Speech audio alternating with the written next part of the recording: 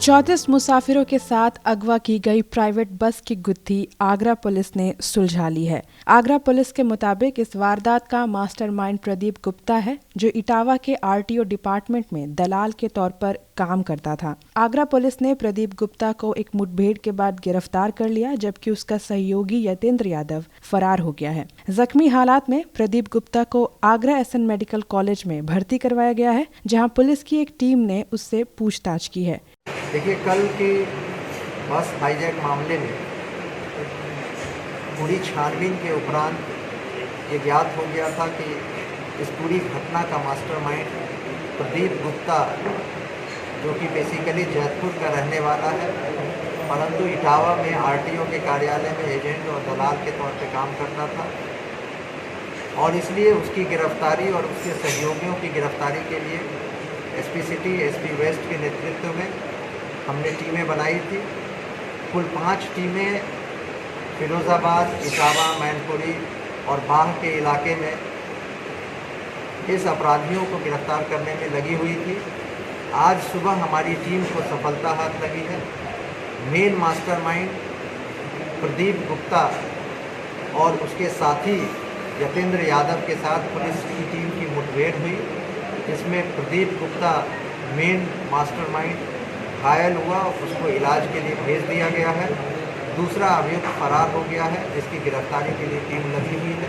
प्रदीप गुप्ता के मुताबिक बस को हाईजैक करने के लिए 10 लोगों को लगाया गया था और इस दौरान 2 गाड़ियों का इस्तेमाल किया गया। प्रदीप 2012 से ग्वालियर के रहने वाले अशोक अरोड़ा की गाड़ियों का काम आरटीओ में देखा करते थे। इस दौरान अशोक अरोड़ा पर 67 लाख रुपए की देनदारी प्रदीप गुप्ता पर हो गई थी। प्रदीप ने ग्वालियर जाकर अशोक अरोड़ा को धमकाया था, जिसके बाद उनकी मौत हो गई। अपने रुपयों की वसूली के लिए ही उसने बस को हाईजैक करने की साजिश रची और मंगलवार को इस वारदात को अंजाम तक पहुंचा दिया। आगरा पुलिस ने इस मामले में मास्टरमाइंड प्रदीप, उसके सहयोगी यतेंद्र के अलावा बस को हाईजैक करने में शामिल रहे 10 लोगों की शिनाख्त कर ली है, जिनकी गिरफ्तारी की कोशिशें तेज हो गई हैं। आगरा पुलिस ने कहा है कि बस हाईजैकिंग से आगरा और आसपास के जिलों में दहशत का माहौल बना, लिहाजा आरोपियों पर रासुका के तहत भी कार्रवाई होगी।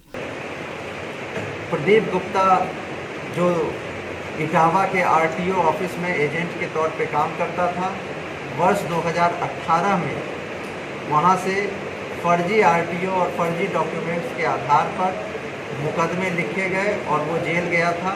इसके विरुद्ध करप्शन एक्ट के मुकदमे लिखे गए थे। इसके साथी और इसका सहयोगी जो प्रदीप यादव है, वो कचौड़ा घाट चित्रहाट का रहने वाला है। ये दोनों मिलकर गाड़ियों का संचालन करते हैं। वो गाड़ियाँ जो किसी न किसी तरीके से अपने कब्जे में लिए हुए हैं, उन गाड़ियों का संचालन ये दोनों मिलकर करते हैं। इनके और भी सहयोगी हैं, जिनकी छानबीन चल रही है। इनके द्वारा जितने भी संचालित गाड़ियां हैं, उन सभी गाड़ियों को चिन्हीकरण कर जब्त करने के लिए थाना पुलिस को जो है निर्देशित कर दिया गया है।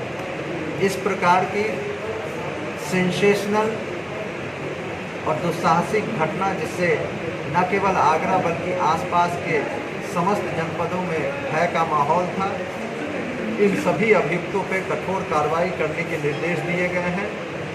चार्जशीट लगने के उपरांत एनएसए की भी कार्रवाई हम लोग इस पर करेंगे।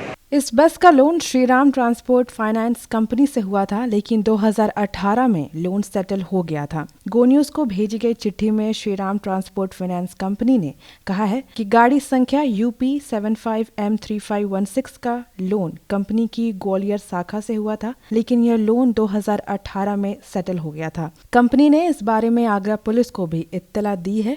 अभी तक की तफ्तीश में आगरा पुलिस को भी इस वारदात में कंपनी की कोई भूमिका नहीं मिली है। ब्यूरो रिपोर्ट, गो न्यूज।